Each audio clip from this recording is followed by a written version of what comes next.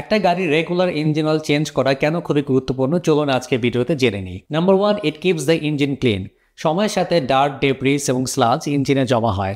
Fresh oil এইসব contaminant পরিষ্কার করে, যার ফলে ইঞ্জিন স্মুথলি চলে।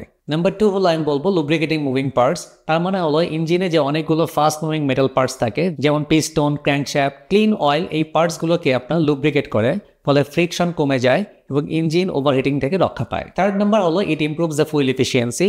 পুরনো তেল ইঞ্জিনকে হার্ডার ওয়ার্ক করতে বাধ্য করে, যার ফলে ফুয়েল ইকোনমি কিন্তু অনেক কমে যায়। রেগুলার অয়েল চেঞ্জ ইঞ্জিনকে স্মুথ পারফরমেন্স দেয়, ফলে মাইলেজ অনেক বেড়ে যায়। এছাড়াও নতুন ইঞ্জিন অয়েল চেঞ্জ করলে আপনি ইঞ্জিনের লাইফ স্প্যান বাড়ায়।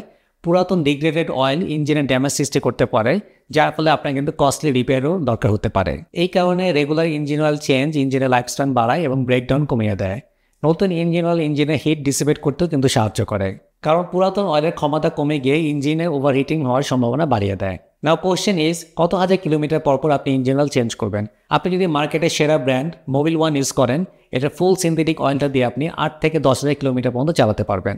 আর কনভেনশনাল মিনারেল অয়েল যদি ইউজ করেন, 3 থেকে 4,000 কিলোমিটার পর পর কিন্তু আপনাকে অয়েলটা চেঞ্জ করতে হবে। মোবিল ওয়ানের অথেন্টিক প্রোডাক্টগুলো পারচেস করার জন্য আমার ভিডিও ডেসক্রিপশনে একটা লিঙ্ক দেওয়া আছে, সেখান থেকে আপনারা অনলাইনে পারচেস করে হোম ডেলিভারি নিতে পারেন, অথবা গাড়িimport.com.bd কাস্টমার কেয়ারে ফোন করে আপনার মোবিল ওয়ানের অথেন্টিক প্রোডাক্টগুলো পারচেস করে হোম ডেলিভারি নিতে পারেন।